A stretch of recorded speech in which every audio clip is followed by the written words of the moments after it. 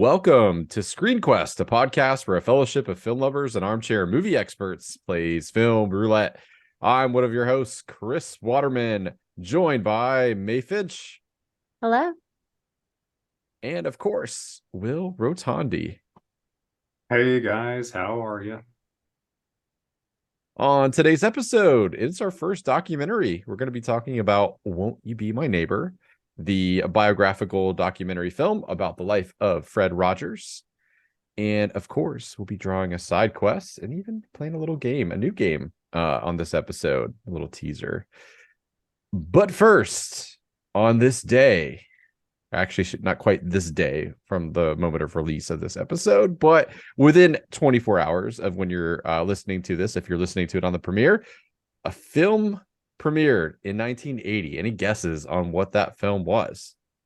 It's a big one.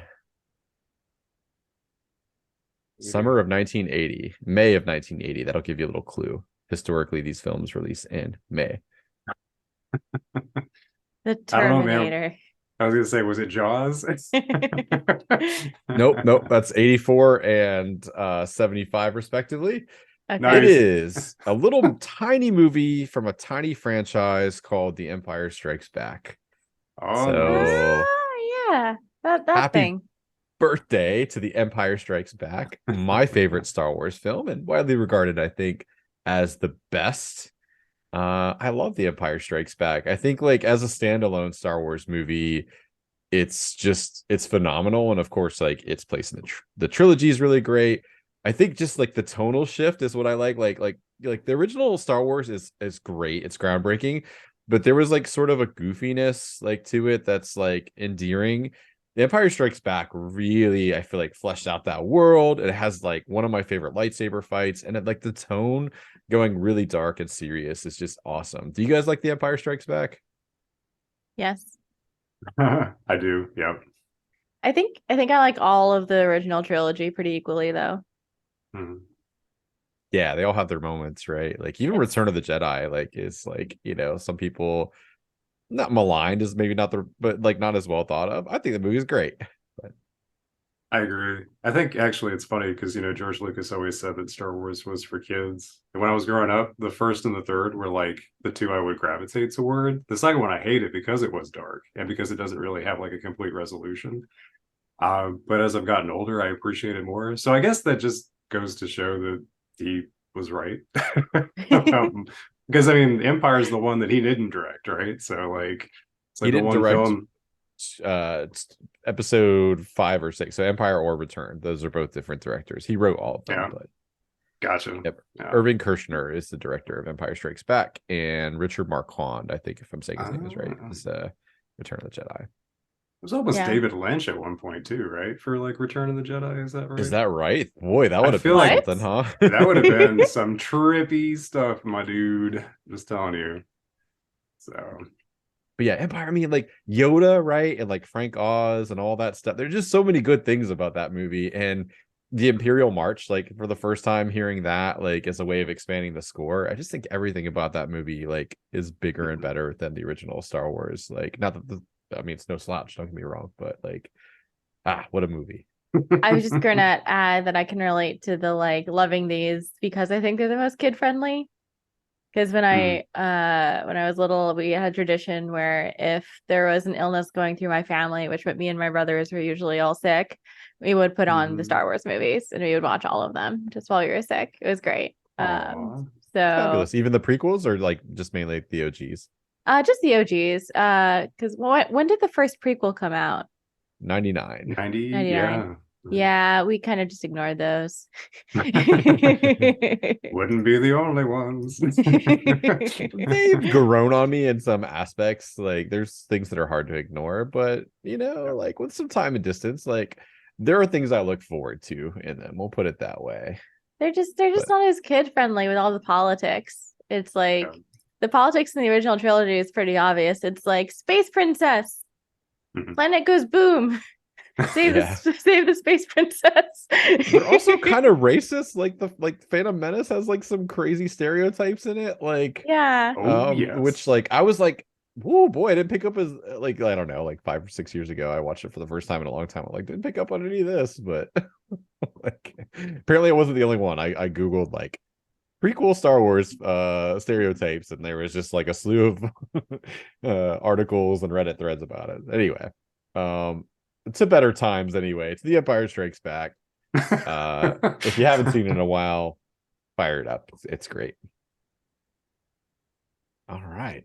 And with that, how about a side quest? It's been a while, y'all. Like real time. Mhm. It's been about a month, I think, almost since we recorded because I was in Japan, which was a lot of fun. So I'm getting my bearings a little bit here. Oh no, that's not what I want to do. Remember to shuffle. I did. And wouldn't you know it, I got a new category. So let me pull up our spreadsheet so I can make sure that I correctly read the description of this.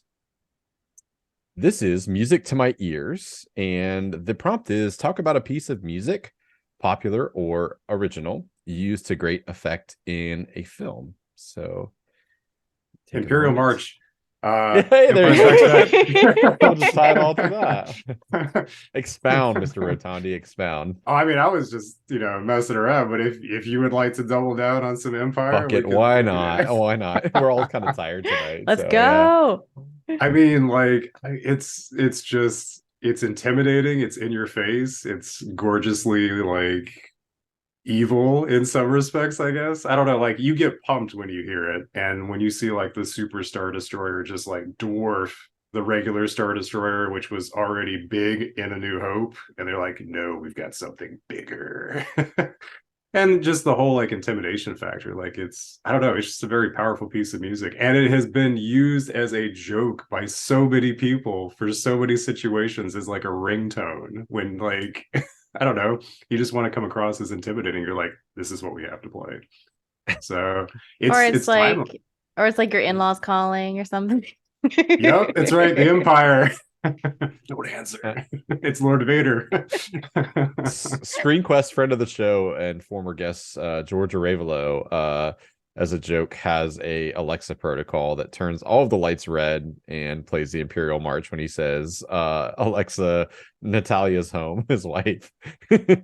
Like sometimes he'll still do it just to give her a chuckle. But yeah, but Aw. case in All point. right, It's George, also you're used in amazing. football games, right? Like when like it's like Yeah. third down and like the band wants to like hype up and get in the other team's head. I mean, yeah. Get those drums, get those, trombones going. Yeah, man. Absolutely. I remember when I was first learning piano as a little kid, that was like one of the first like little melodies I learned was That's cool. the Imperial March. It was partly because like even if I liked the Jedi's like more than Darth Vader, like that main tune is way harder to play. This is like just Oh yeah. easy thirds and fifths. Yeah. I feel like it might be like in the top 5 like recognizable like musical themes, right? Like, and John Williams pretty much has like a monopoly, I feel like, on that as a thing. Like you'd be hard pressed. Like Jaws for sure, like that, like but yeah, it's great. Like, and it's neat again, like we talked about the expansion of like the original trilogy and all of that, and like making everything bigger and better. I feel like they like the main theme of Star Wars, which is like called, I think, the Rebel Fanfare, that was on lock, but I think they needed something to like really foil that. And like what a great musical composition that obviously was the right answer for that. So good choice, Will. Not that we had to think long or hard about that. Sometimes we have to like cut around like 5 minutes of silence while we all ponder the prompt, but this was just kind of a gimme. But you know what? We'll take it. Nice. My pleasure. And thank you for the assist. Lady Luck is our friend sometimes on this show. So all right, well, hey, let's hop into our main quest today, which is, won't you be my neighbor? Gonna do something a little different. I'm gonna hold the impressions for actually the second question or kind of like prompt like around this film, because this is a documentary category, and it's our first time doing one. I kind of didn't have strong feelings about having a lot of structure around it, but I do have a few things that I wanted to touch on. Um, but the first thing I wanted to discuss for today, because I feel like it's so relevant to the documentary, is like, what's your personal history with Mr. Rogers, if any? Like, you're quite a bit younger than Will or I, so I'm not sure like if this was still airing or if like reruns were on as you were growing up. But I'd be It was. curious for both It of you. was. Okay, well, let's start with you. Like, what's your history with Mr. Rogers' Neighborhood and Mr. Rogers in general? So I learned about death from Mr. Rogers, but in an unconventional way, where I remember loving his show and wishing I saw more of it and asking my mom and her being like, "Oh, well, he died." So Oh, this is that like is one of my unconventional. yeah, so this is one of my first big like what is death conversations was about Mr. Rogers. And so that was sad. So I always had kind of a sad feeling watching him after that. I was like, "Oh, this guy doesn't live anymore." Uh, but I'm still very fond of the show, and like it really stuck out to me how careful he was like with his stuff and like taking his time, like putting his little sweater on and his shoes. Like that stuck out to me a lot. And like I think my other like deep-seated memory from watching Mr. Rogers was just like of that little train. Hmm. Yeah, definitely like the transition from the apartment to the kingdom, like that was always a good little way or bridge. Great. Will, what was your relationship with Mr. Rogers? Sounds like an interrogation. Where were you on the night that Mr. Rogers What was died, your Will? relation to the suspect?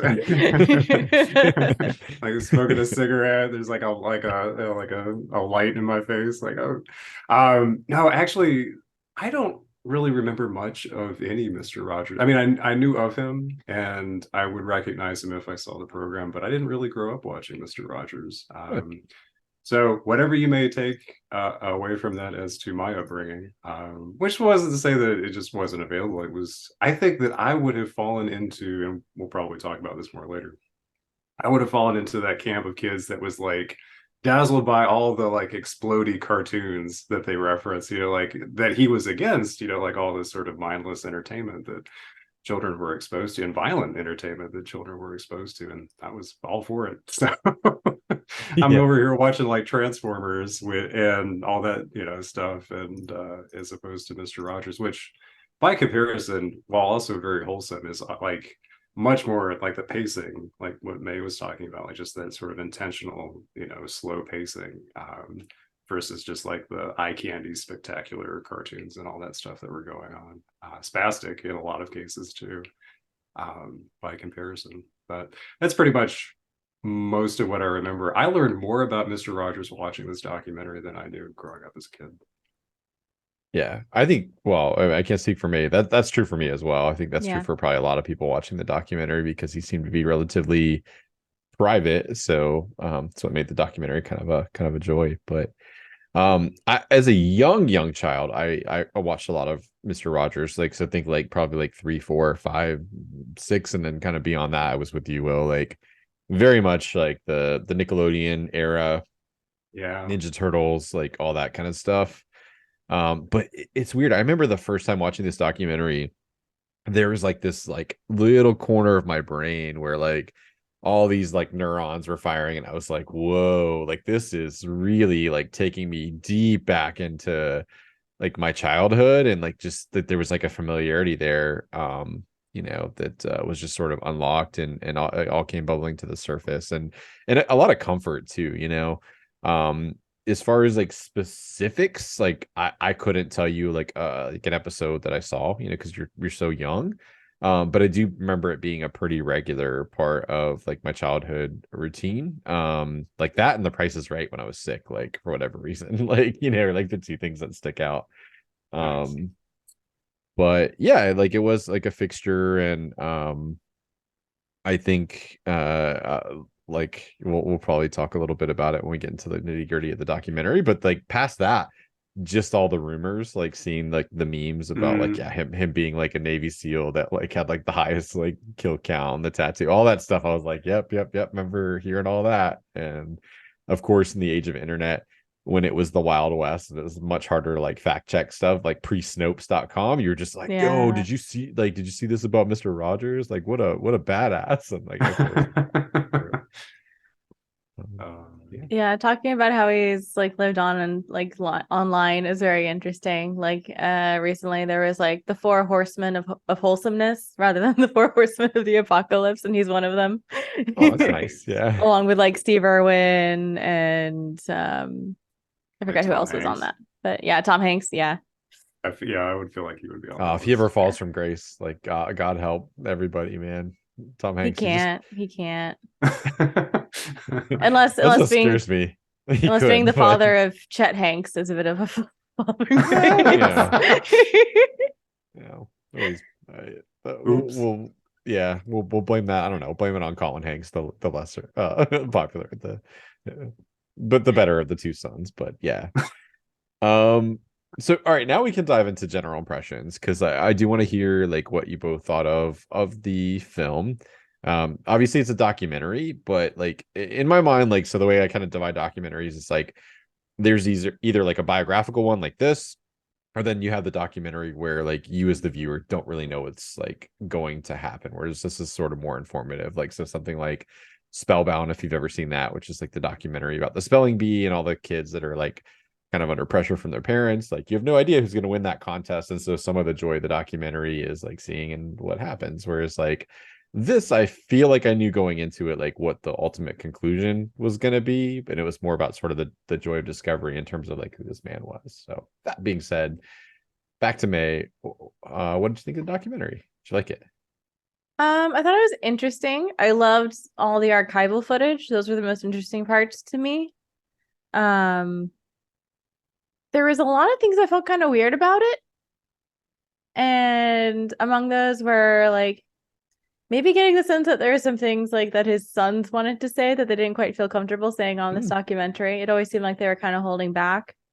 Um, again, I have no idea what they would have said otherwise, but just whenever they were on screen, they seemed kind of uncomfortable talking about it. Maybe it's just a want for privacy there, but um, yeah, that felt a little bit weird. And also the fact that it felt like they would, I don't know, gloss over a lot of details. Like, I don't think they ever made it super clear, like why he retired, for instance, or like exactly what he died from or what that kind of looked like, or I don't know, which is not details we necessarily need, but just felt like a strange omission to me for a documentary that's so biographical. I, Chris, I think you were the one actually was talking, maybe off pod before we started, that just sort of um, kind of a tearjerker a little bit coming away from it. Like for me at the very end, it was like, wow, I felt moved by it.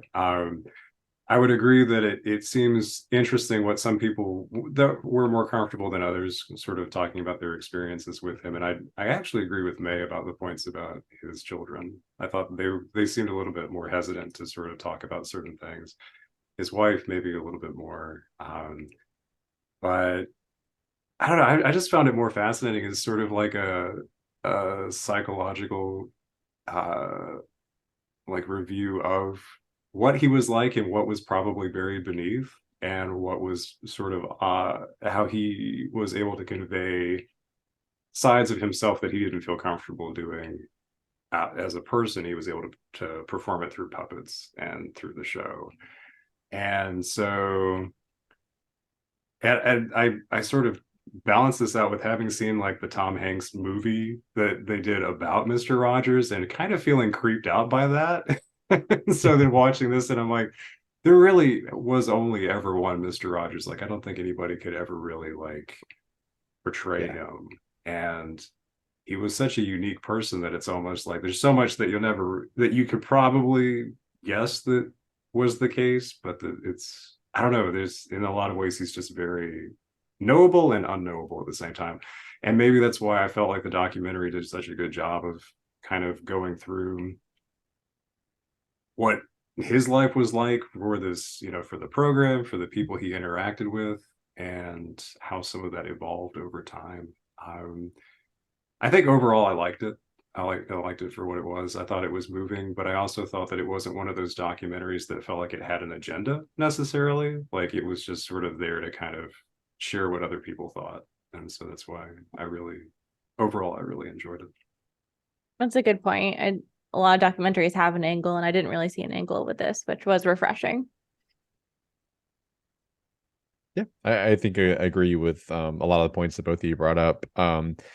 It seemed odd to like include his wife and children, given that like the framing, and we'll talk about this in a second, like the structure of the documentary, the framing of it really seemed to be about like his career and not so much the life. Like they it'd be impossible to like exclude his life entirely, obviously, like because that informed like what he did and like why he was the way he was, but so much of it really was around like his career and the business like side of it, like so to speak, which I think is substantial. Like if you're gonna do like an hour and a half documentary, right?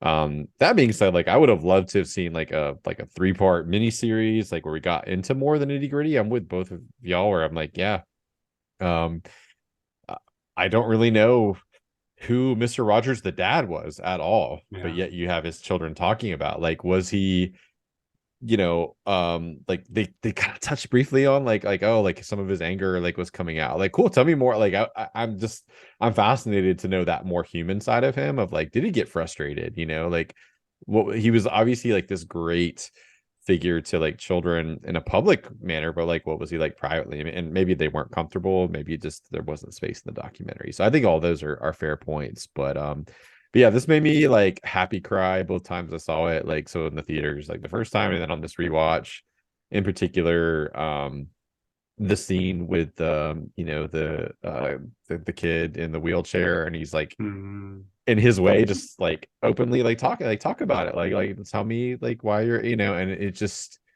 being so direct and like talking to him like he would any other like person, and just like man, it like, and the singing the song, like it got to me both times I saw it. Like I found it very moving. My other kind of like takeaway like in the general sense, I think was I found um like his story to very fascinating, and like it almost kind of makes me sad like watching it, because I'm like we would be so suspicious, I think, like in this age of somebody like this, right? You'd be like, when's the other shoe gonna drop with this person? Like what's going, I don't think anybody would trust a man like this in like today's culture and age, and I feel like that would yeah. probably make him incredibly sad, but yeah, overall I really enjoyed this. The closest we'll ever get to him is Ted Lasso. Yeah, That's pretty much where we're at. That's the bar right now. I no think spoilers, so. but if you've seen that show, you know that like even underneath that like exterior, there's some stuff going on. So Yeah, that's right. um so yeah, I wanted to touch on the format. We kind of already like brought it up like briefly.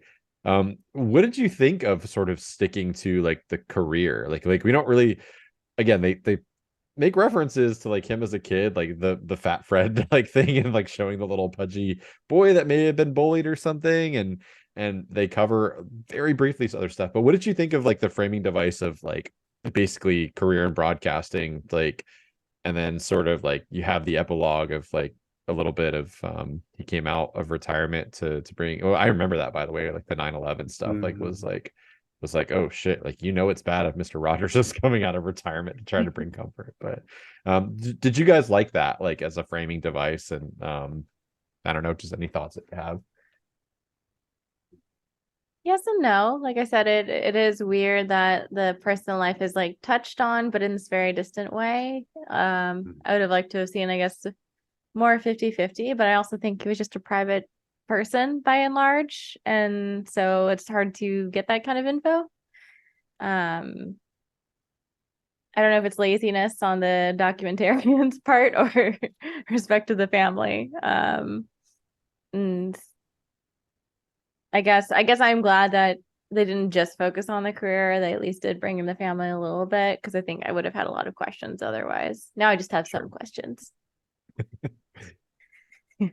Yeah, that's a fair That's point. valid. Yeah. Yeah, it's kind of like what you know of him, of that sort of, I don't know, that persona is that just is who he is. So it was like the show was just all that we know, even looking back on it. Which, to be honest, I don't even remember him coming out of retirement after 9/11. I was like, oh wow. Like I didn't remember that. And I mean, I didn't realize just how deep his show got when it was like what it was like something about talking about genocide, right? Like that was one of the questions that I think was it Daniel Tiger asked was about the word genocide. Oh, And I was assassination. Yeah. Was assassination with Kennedy. uh, Yeah, I'm sorry. RFK. Yeah. Yeah, and I was like, dang, man, like that. I didn't realize just how deep that show got. I thought I have that was something that I had missed out on growing up. I had no clue. And I was fascinated by watching that and seeing how he tackled issues like that.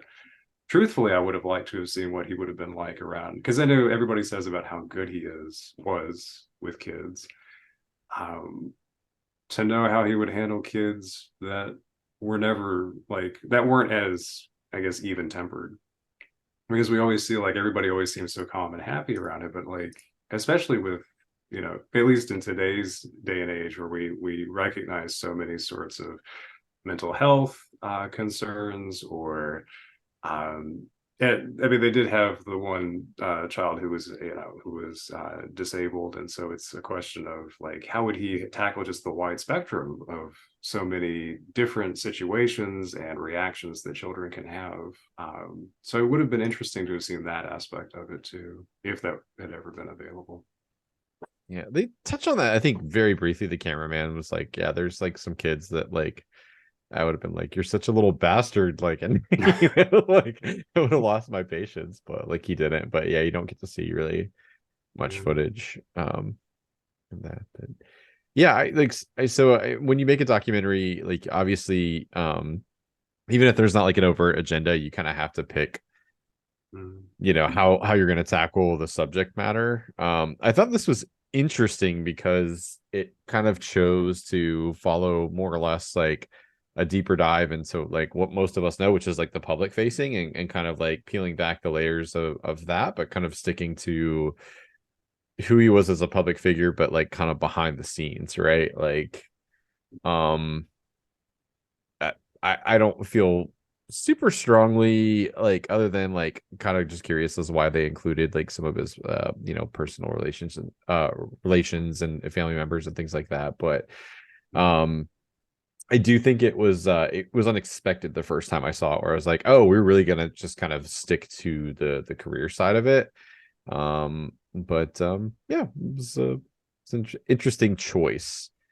And that kind of leads me to my next question, which I may make a staple for like our documentary, is like, so having watched this, like, would you want to know more? I think we kind of talked about this already about the life of Fred Rogers. Did this make you more curious about the subject matter, which in this case is him? Like, would you delve deeper having watched it, or do you feel like you're good? Yes. Yes, I would like to know more. Yes and no. Hmm. I have questions, but I'm not sure if I want them answered because Don't know how dark Destroy it the might get. illusion. yeah, I mean everyone is human. Everyone has skeletons in their closet. Some literal, some not. I'm assuming Mr. Rogers would be metaphorical, but you never know. And like I feel like it's just such an icon of culture. Like it's not information I need, and if I did know it, like maybe it would be stuff that would just help me flesh him out as a person, or maybe it's stuff that would make me like completely think about him differently, or just be information that I try to block out regardless. So Yeah. yeah, I don't know if I'd want those questions answered. Unless it was like really terrible and we need to have like a posthumous trial for Mr. Rogers. I don't think that's Oh the God. case. Yeah, hopefully not.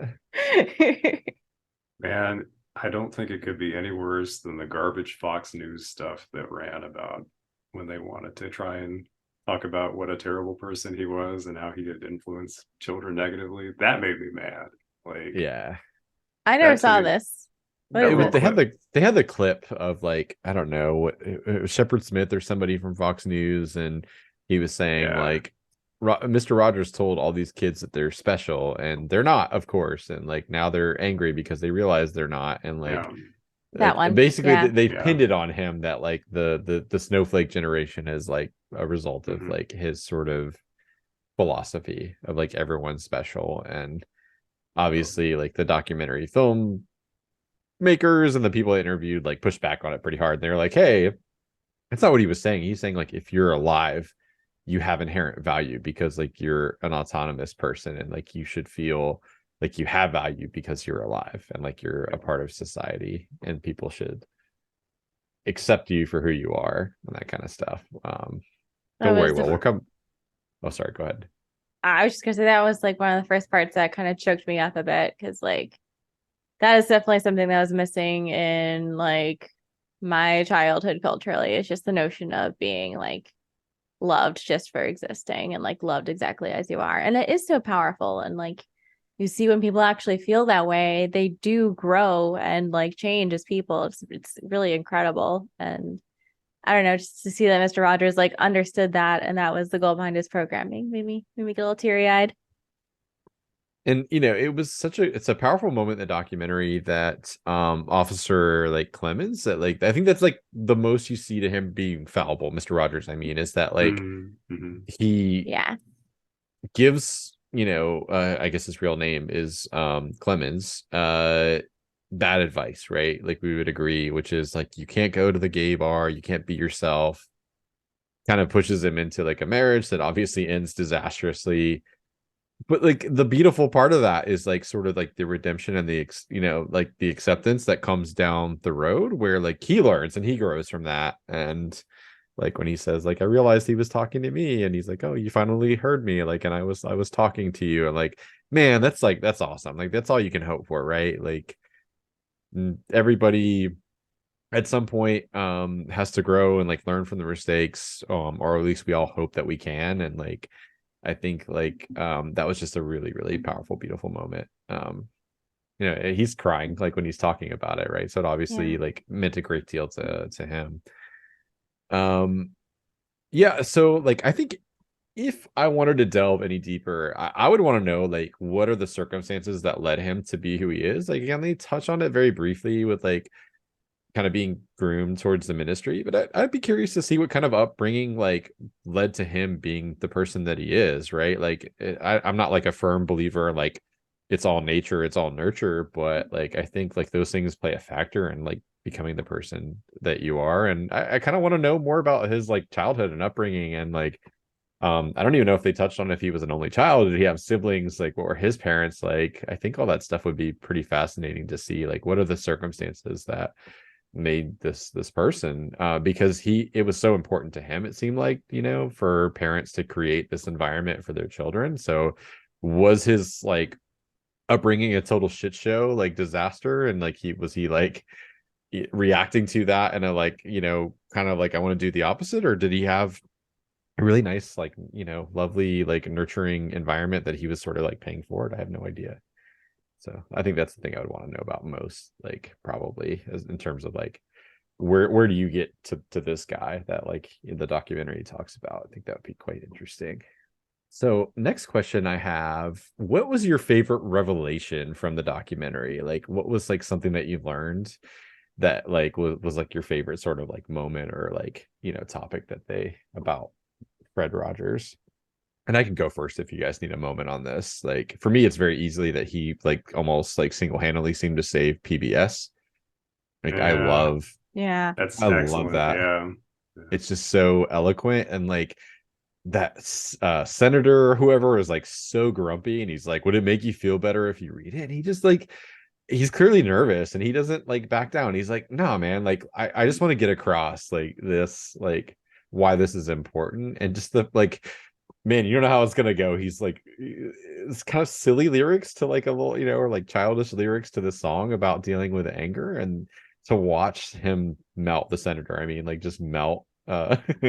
It was great. I like I didn't know that. Like I didn't know that like it was on the chopping block, and that that early in his career he was like responsible for something so awesome.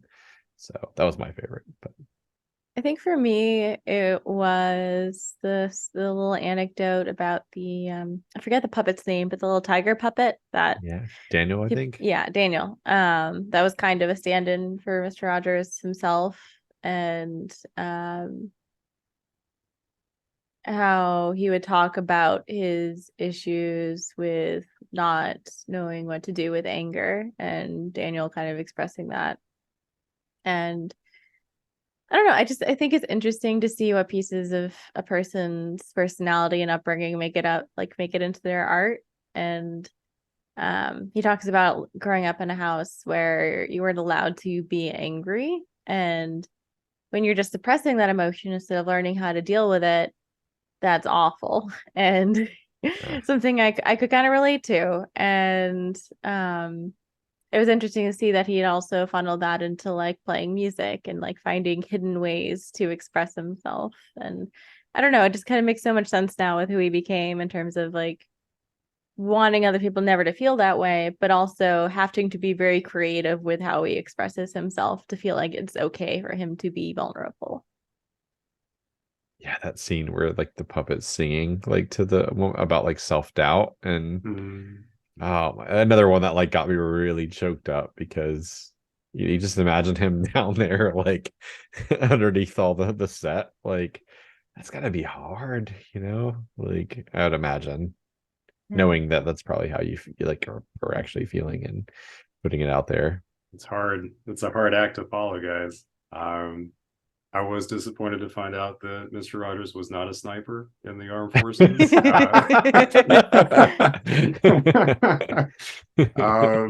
No, part of it, I mean, I remember all the memes and stuff. Or I guess it wasn't a meme at that time, just all the internet, Facts. conspiracy theories, yeah, that were passed around.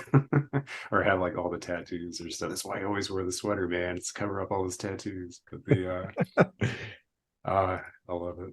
All right. Well, that's an idea for AI art generator. Show me Mr. Rogers' hidden tattoos. Like plugging that in. Maybe I'll throw that as like a little Easter egg for this episode. We've unleashed the apocalypse there. But man.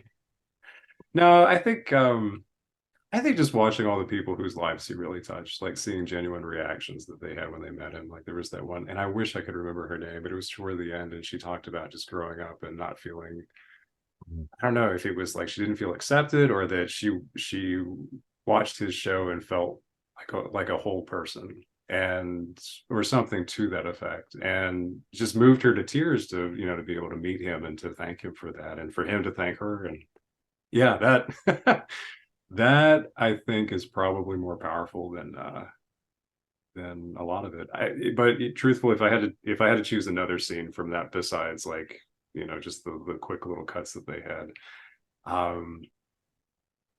it would probably be where he shares the pool with Officer Clemens, right? So like, what a groundbreaking moment in history that is for to be something like that that's televised when so much was going on with civil rights, and that I think is still a very powerful message today.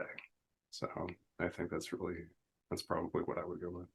As kind as he was, he seemed like kind of a tough, defiant, like there was a rebel spirit. And I know that sounds silly to like say it out loud, like Mr. Rogers like is kind of a rebel, but I think it's true. Like I think his actions sort of show somebody who like wasn't always satisfied with the status quo, and like his belief system sort of transcended like whatever was going on. And like I thought it was interesting, like they're like, oh, he was a lifelong Republican. I'm like, well, not that this is a surprise to anybody, but the Republican Party is like clearly changed, right? Like in a lot of ways. And I think like maybe demonstrated that like even if that was sort of the values of the Republican Party, like segregation and things like that, that like he wasn't going to just mindlessly like be partisan and like his actions following a political party. And like he seemed to kind of always do what he felt was right, which was it's pretty amazing.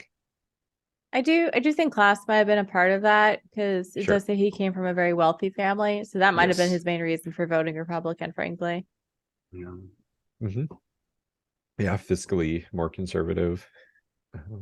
Yeah, definitely.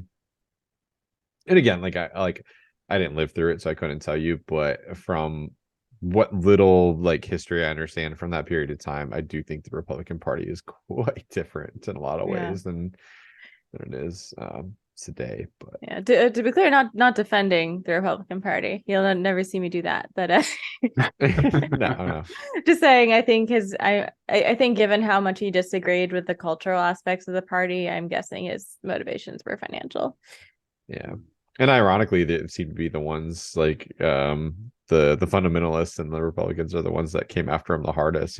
That's quite a sad scene in his funeral where there people have signs with like homophobic slurs on them, and the guy that like goes across to be like, come on, like what, like he wasn't gay, and it's like no, but he was tolerant of gays, and like that like intolerance of tolerance, like I feel like um something that has blossomed probably like a little bit more like today, and that seems to I imagine Fred Rogers would have a very hard time like in 2023 probably with people in general, and not just like on any one side of the political aisle, to be fair. Like there's just a lot of ugliness online, and I feel like the internet culture has sort of made it harder for people to face consequences and easier for people to be like kind of mean, which kind of makes the documentary, like I said, bittersweet a little bit, because you're like,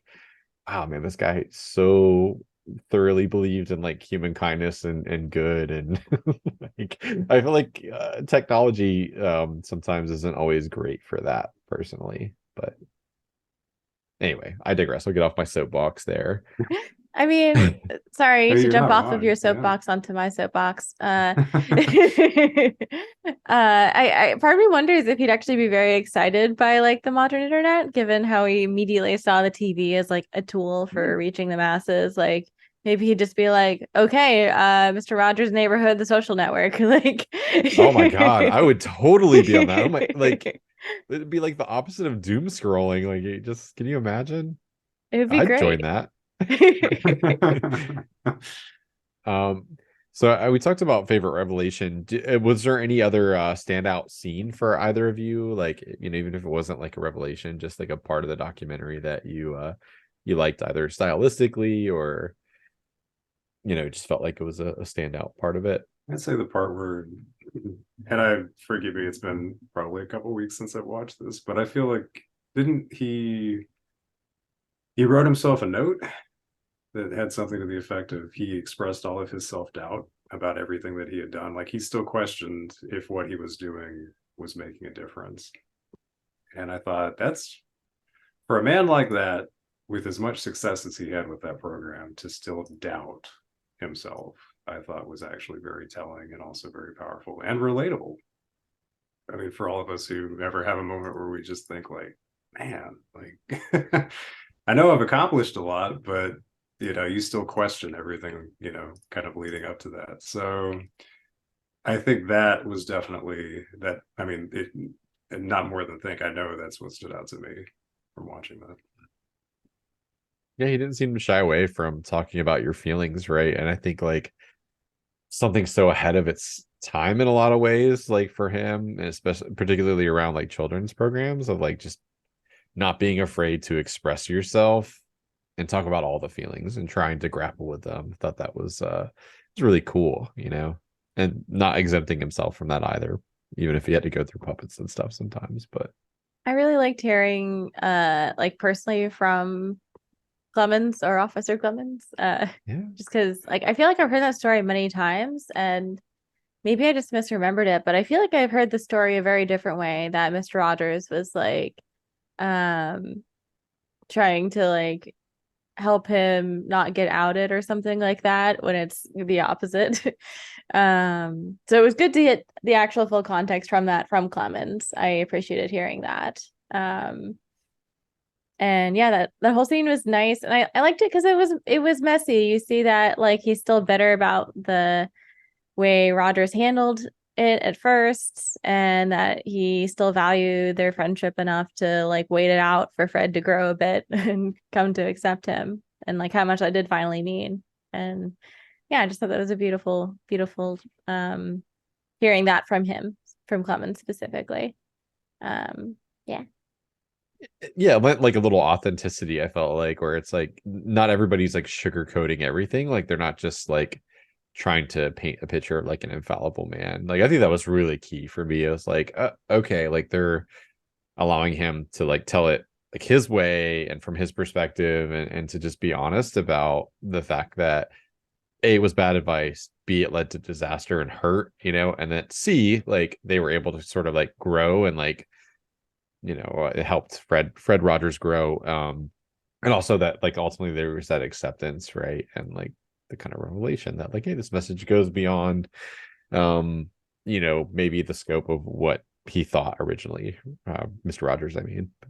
Yeah.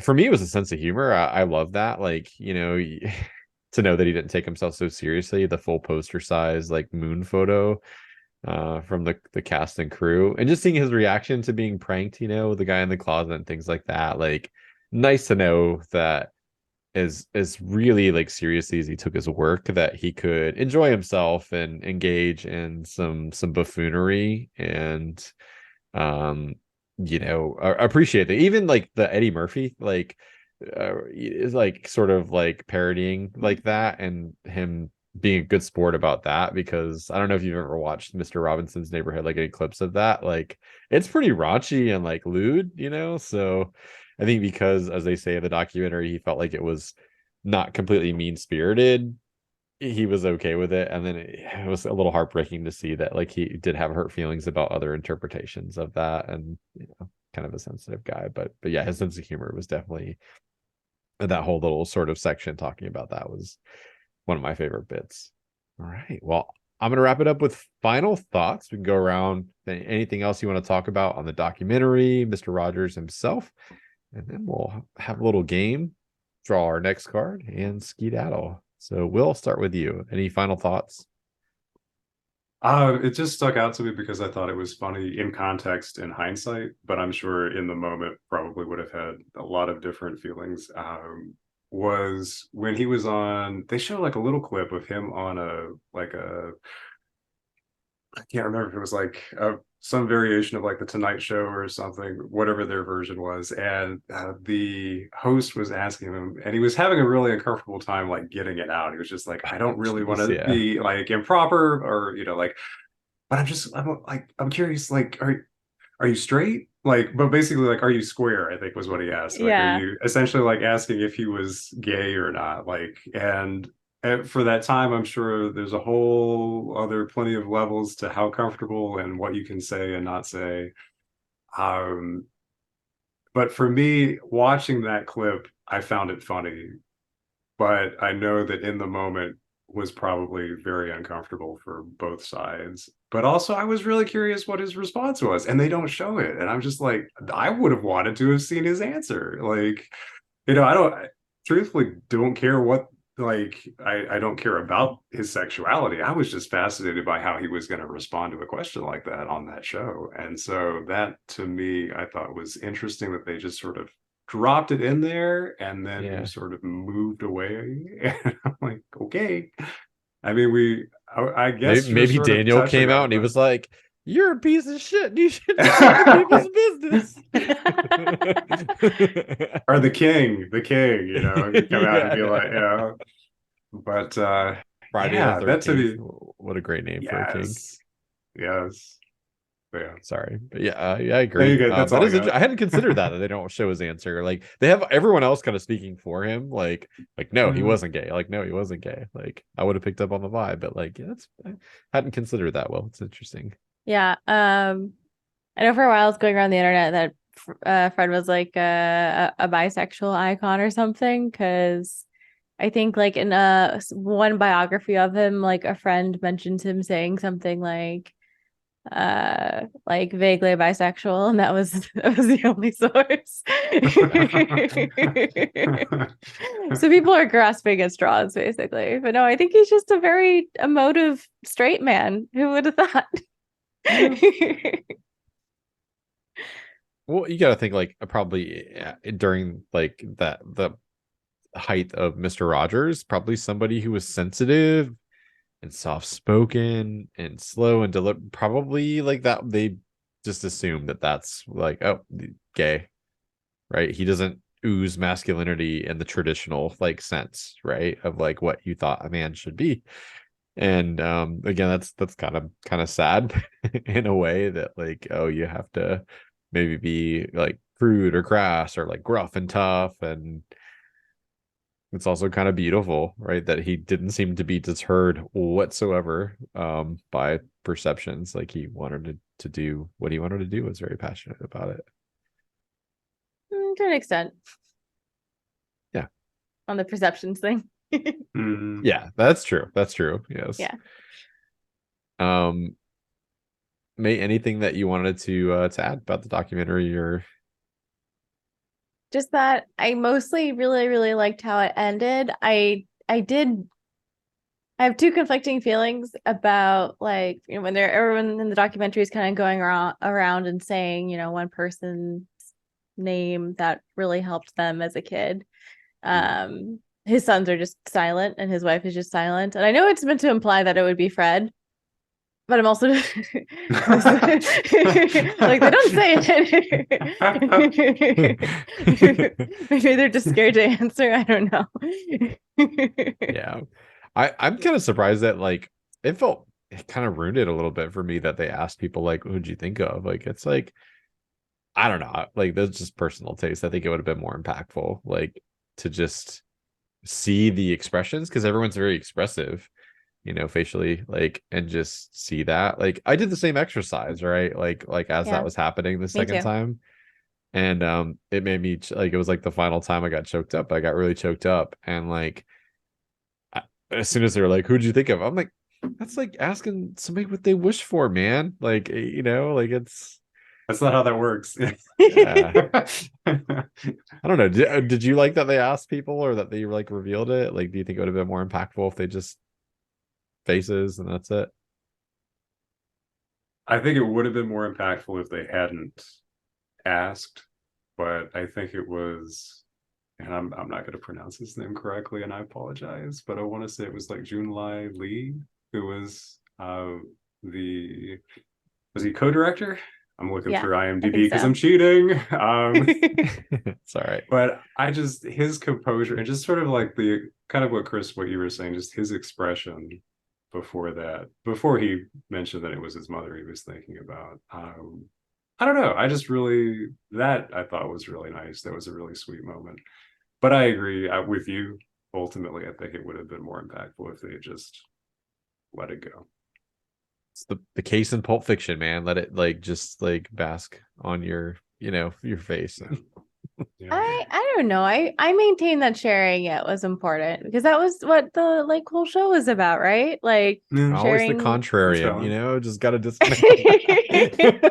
I love you, man. No. Thanks. No, but I'm interested to hear those like difficult, vulnerable emotions and stories. So I think it was important to say out loud. It is sweet. I mean, I will say, like, it's nice to kind of like connect those dots for some of those people, to hear who it was. Some of them said Fred, some of them like the mom, you know, like it's a great exercise regardless. Like I think that was a really like kind of wholesome, like nice thing. And they tied it back to he would do things like, you use silence, right? Of like, you want to know how long a minute is? Like, here we go. Like, and just like like dead it like that much dead air time, like right when you had like 18-19 minutes like with commercials and stuff as well. I don't know, does PBS do commercials? It's been a long time, but regardless. Yes, and I only remember this because they're always buffered by like the thank you message for donating to PBS. Yeah. Thanks to the generosity of viewers like you, or whatever, that one. Yeah. The commercials might have just been ads for other programming though. I don't know if they were like ads for like products. Gotcha. Yeah, that I, you know, I'm ashamed to say I haven't watched PBS in a very, very, very long time. The closest is like a documentary that's like originally aired on PBS that's now on like Netflix or something. But thank you both. I hope you enjoyed watching this. Quite the contrast to American Psycho, as I said. Aw. Glad you enjoyed it. This was a really great thing to watch in the theaters. I know I've talked many times about like audience participation, but seeing this like in a theater full of people was a really sweet thing. So more of that, please. Like, like I do love my John Wicks and stuff like that, but like Top Gun Maverick, like I like the occasional feel good thing like at a crowd. It's a really, really good time. Good catharsis. As much as like crying and stuff can be, but I'm I sorry, have I might have spaced for a second. Did you say John Wick was a feel-good movie? no. Like I was saying, as much as I enjoy my John Wicks, like like my kind of like dark actiony, like pulse pounding stuff, like in a I crowd gotcha. setting, because that's I fun. must have blanked. I'm sorry. No, I would not categorize John Wick as a feel good movie. If you're interested, I've seen the first three now. Like I marathon them after I got back from Japan. Three is my favorite.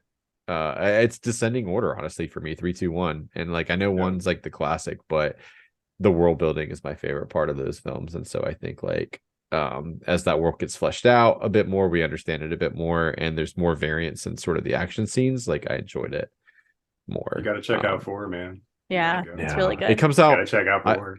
T minus like I think like a week, and I can buy it on digital, and I totally will, because like I've heard it's the best, like so I can buy it in 4K, and just like very excited for it. So yeah, I've made a very simple game for you guys. We're going to be playing a film 20 questions. So I have a film that I've selected. You have 20 yes or no questions that you can ask to guess the film. So you can alternate, you have whatever strategy you guys want to use to collaboratively try to discover the film that I've selected. Yeah, so is this us against you? Is this how this going? No. Like I'm rooting for your success. It's just simply like what if we're not? Yeah, what You're if we not rooting lose? for your own Are we success? on a team against you? Is this us against the house, and the house always wins, or what's gonna? This is just I hope both of you like win. I mean, if you need some stakes, I can put like a little bomb graphic up on the thing with like a little countdown clock or something. Like it ticks up with every question. But like no, I just hope you guess it. But let's see if you can do it. Should we do like a time related question, like pre some date or post some date? I don't know. Yes, that's question 1. No, I'm kidding. I'm talking to Will. I know, okay. I know. Yeah, I think that'll help round it down. What number? What date? 1990 maybe? Like, are we saying did it happen, or like, okay, so me asking you a question, May, did this film take place in the 90s? Is that what we're thinking? I'm thinking we ask like, was this film released after the 90s or 80s or something like that? Yeah, I agree with that. Yeah? Yeah. Okay. What Chris? was this film released after 1990? Yes.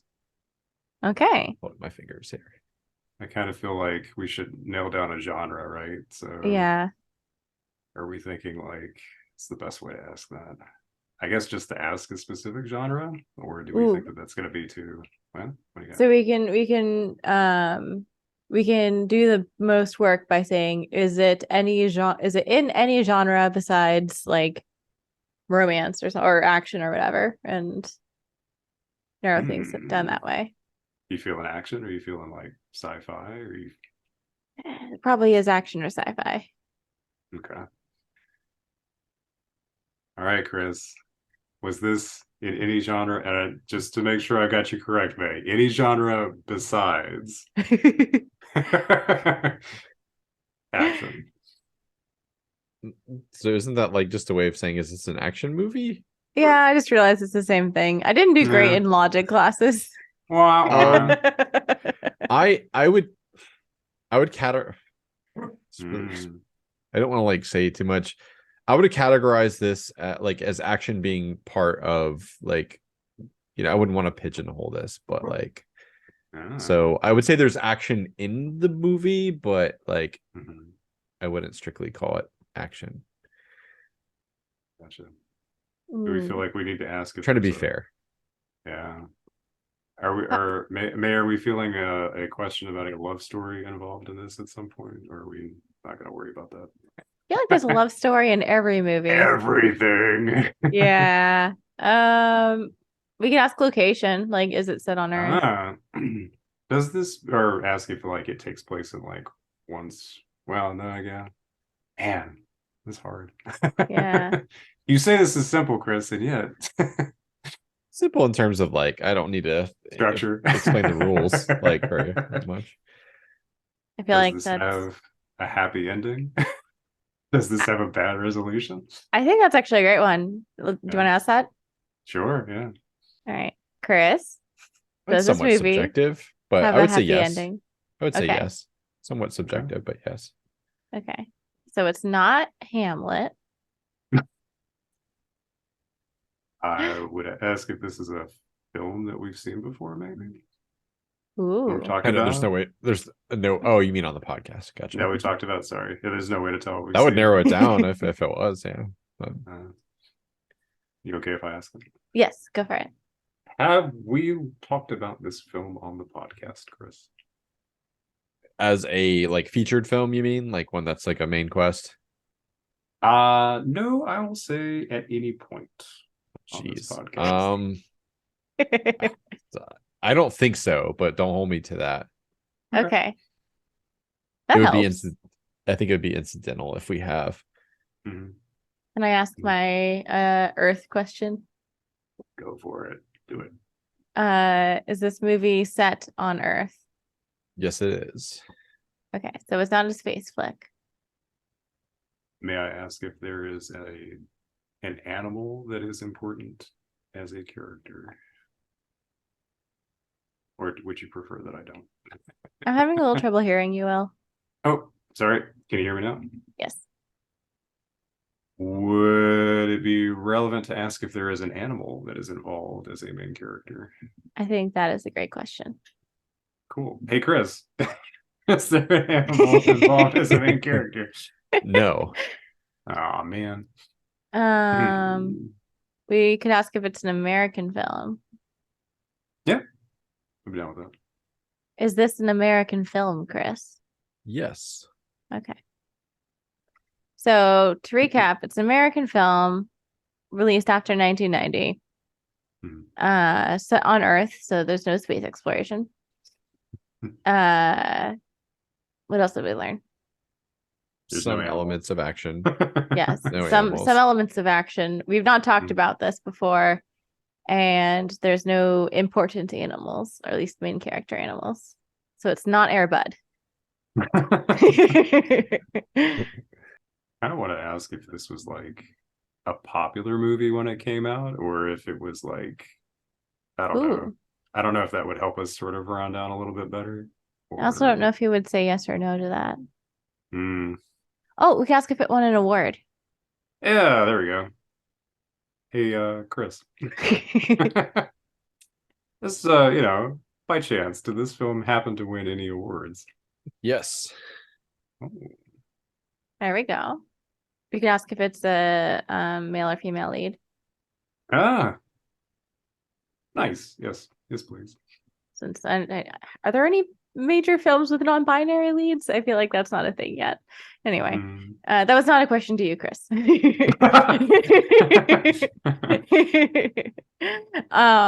Does this film have a female lead?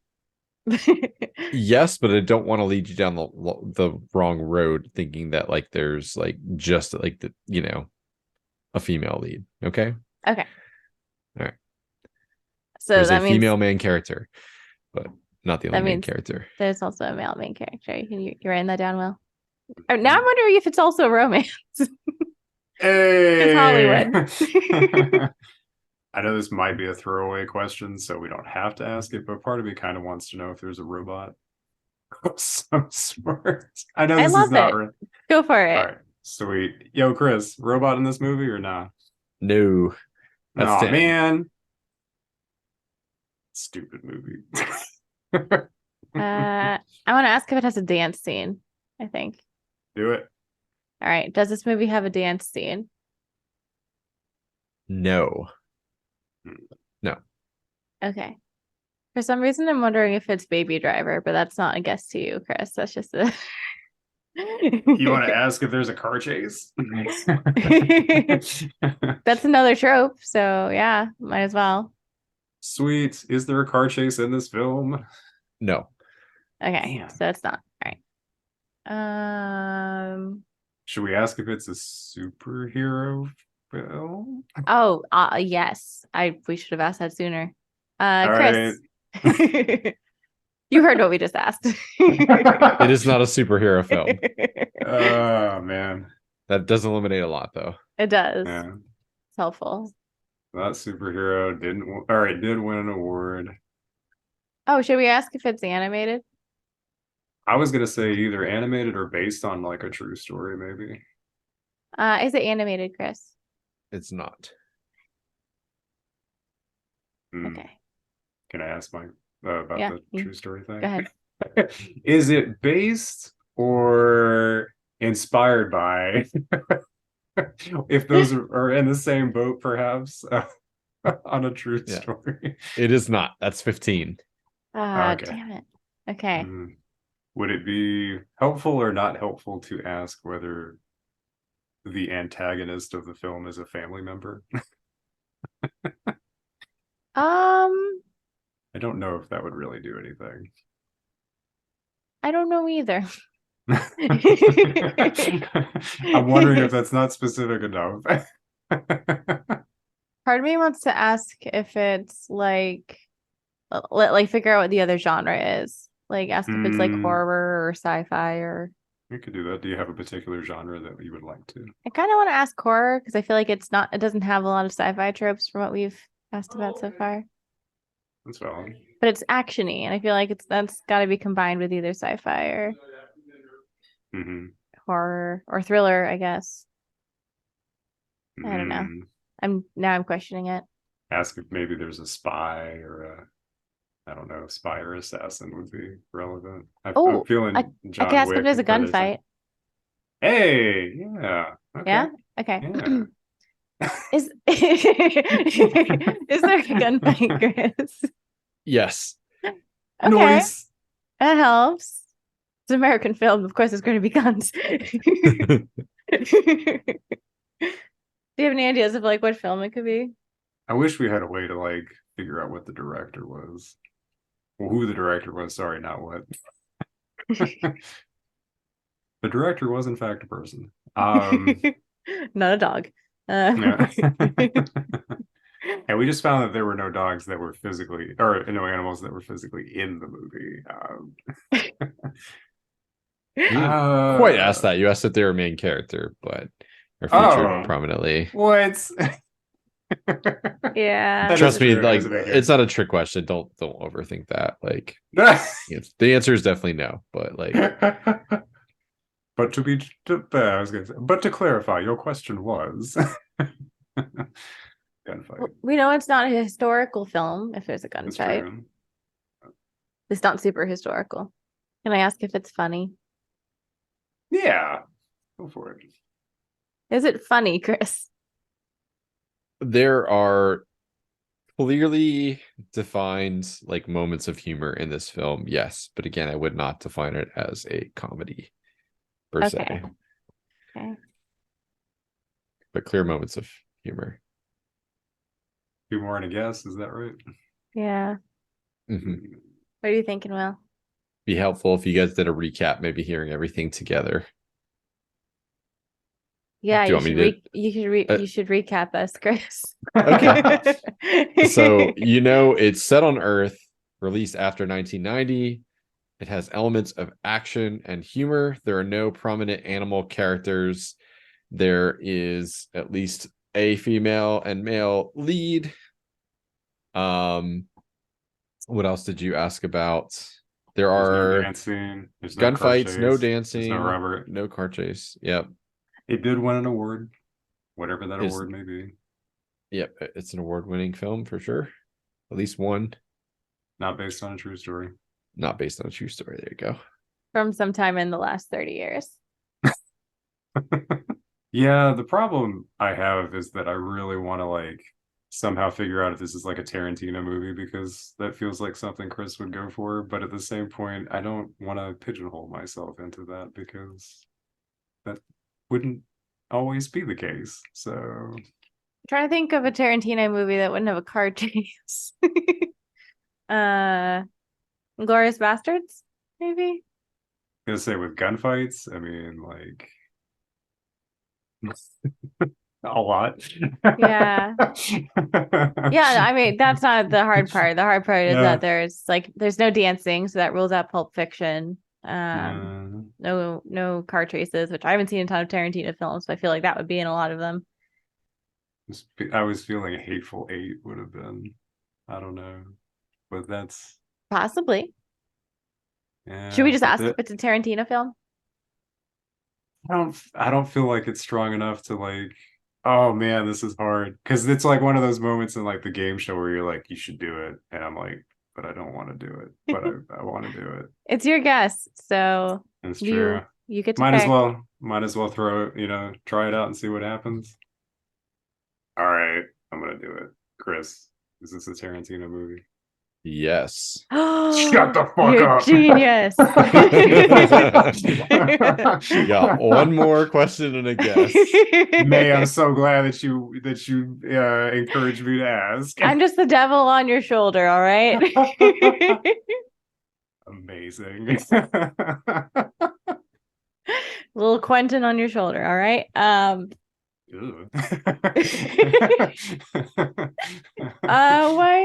What should we ask to narrow down and like be sure which movie it is? Right. What are the contenders that fit our criteria? I'm relying on you here. I've only seen Pulp Fiction. I was thinking Hateful Eight because of no car chase. Yeah. Knowledge base is very skewed / non-existent. I've only seen clips, but am I wrong thinking Glorious Bastards would also fit? I think I'm tempted because what was it, Christoph Waltz who won an award for his performance? I feel like that's got to be. And it's not, but is it, would we, because I know it's alternate history, so it's not based, but it kind of is based on something. I feel like it's sort of like loosely based on actual stuff, just not like how it actually happened, but not like an actual true story. Are there any other movies from Tarantino that would fit? Those are two maybes. It's probably Hateful Eight. I just want to like definitively rule out anything else. Yeah. With our last question. I don't feel like Kill Bill. Well, so we had two. We need to have like a male and a female lead, right? Yeah. So, is there a male lead in Kill Bill? I wouldn't say so. Okay. Then again, it's been a while since I've watched. I thought it was just Uma Thurman. There's also Kill Bill Volume 2. True. Man, this is rough only because of the fact that it's like he's only made so many movies that it's almost it's painful. It's like, man, I need to brush up on my Tarantino. May, truthfully, I feel like your perception with the correct questions to ask has been higher than mine. So you've mentioned Inglourious Bastards twice. I'm tempted to just ask if this movie has Nazis in it. That would probably specific. Yeah. Oh, and what's the Wild West one he did? The Hateful Eight. That was Hateful Eight? Yeah. The one with Leonardo DiCaprio? Oh, are you thinking about you're thinking about Django Unchained? Yeah, that one. Does that fit? Well, there's no car chase. That's why I was thinking about it. You could ask, does this film have Leonardo DiCaprio in it? And would it give you at least two of his movies?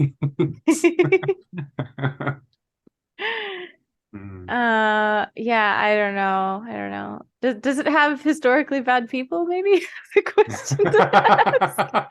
That would round it down to Is the villain racism? So he's either a Nazi or he's a Southern plantation owner. Does that work as a question? Yeah, it would work for me, and I would feel like that would round it down to one of two films. Yeah. Okay. Chris, is the villain racism? Abstractly, sure. Like there's a clearly defined villain, not named racism, but racism is at the core of the villainy. Now you have a guess. Oh, shit. See, I'm regretting that question. Should have asked if they were Nazis, man. That would I know. Oh God. May, truthfully, I have faith in you. So if you want to go with Inglorious Bastards, I will support that I haven't decision. seen the movie. I was just trying to think of You guessed the right movie without seeing it before, though. So I mean, I think you should have the guess, Will. You've actually seen these movies. I've only seen one of them, and it's the one that we eliminated because it has a dancing scene. All right. For better or worse, Chris, I'm going to ask you: was the film Inglorious Bastards? It is indeed. Nice. Bastards. Yes. Way to go, you. Nailed Just it. to make you both feel better, Christoph Waltz won an award for both of these films for Best Supporting Actor, so that wouldn't have helped you at all. Oh wow. And indeed, it fit all the clues, fit the bills for either one of this. So this was going to be a 50-50 shot in the dark. So well done on your first try at that. Nice. That Cheers. was quite Good job, impressive. Will. Hey, no, like you're kind to say that, but hands down, your perception was what got us through. So that's all you. That's all you, man. It's just luck, you know. I got those luck rolls now. Yeah, playing a halfling, you get double rolls apparently. We had D&D last night, so yeah. Noise. Also, shame on you, May, for like not having seen like any. I mean, I get it. Yeah. Like, you know, there's a lot of stuff to watch, but none of his other movies. Like, oh, I'm waiting for change the that. day you guys are no longer surprised by what I haven't seen, because it's an astounding list. I feel The like the only bulk of those thing- movies you would enjoy. They're good. Especially Inglourious Bastards. Like, Oh, yeah. it has one of my favorite openings, like, of all time. Like, I could watch it over and over again. Just a great 5 minutes. No, I want to. It's just like, I don't know. It's hard to make yourself watch a movie by yourself. Like with friends, it's like, oh yeah, let's put a movie on. But yeah. Speak for yourself, girl. I'm like, oh, Marianne's asleep. Time to rewatch the movie. All right. Well done, both of you. Seriously, like I like doing the collaborative games sometimes over the competitive. It's fun to put our heads together. But I'm very impressed that you got from like, I think like 15 guesses down, and then like really started to hone in on it. So, all right. Let's see what we're gonna watch next, and then we can get out of here. And I mean, I think Will had the biggest Hail Mary with the Tarantino question. Yeah, oh, absolutely. You should buy a lotto ticket. Yeah. Hey, if I win, I'll split it with you. I believe this is going to be a Screen Quest first here. I got to double check if we've done one of these. We haven't. So this is going to be a milk or wine. It is a May pick. The film is Roman Holiday. So milk or wine, as a reminder, because it's been a long time since we've said those words on this podcast, is where we will attempt to assess if a film has aged like milk or wine. So aged well or not, basically. Why did you nominate this particular film? Like briefly, May, and then so I've seen a couple. I've seen a couple Audrey Hepburn films. This was, I think, the second one I saw. And I remember like liking it more than I thought I would like a black and white movie as a teenager. And I haven't seen it since I was a teen, and I'm curious like how I'd feel about it now. And like I mostly watched it because my parents are like, "Oh, this is a great movie. You got to see it." This will be a first time watch for me, so I'm always excited when we have like an unknown like film in here. and having sort of this perspective to go into it with is going to be great. Have you seen it, Will? I have not, but apparently, is that Cary Grant? Is that who I see on here? I think Mhm. so. What? Yeah, I'm sure my mom would be all about this film. So she is a big Cary Grant fan. But yeah, I have not seen it, or if I have, it's been so long I don't remember it. So I am looking forward to checking this out. Fabulous. Well, See, hey, there you have now I it. picked a film I'm shocked you guys haven't seen. Boom. Fair enough. Touche. Well, that brings us to the end of this week's episode. Thanks for watching. As always, we appreciate your support. Please like, share, and subscribe to the show. Remember, you can find us on Twitter at ScreenQuestPod, and we will continue to include that link. Submissions slowed down. Come on, I know some of you guys out there gonna want to like nominate a film, even if you don't want to be on the episode. That's okay. Just indicate that. Throw us a suggestion and the category in which you would like to nominate the film, and we will throw it into the pile at a later date. But until next time, thank you again for watching, and we love you. We'll see you next week. And Bye. please be our Bye. neighbor. Bye, guys.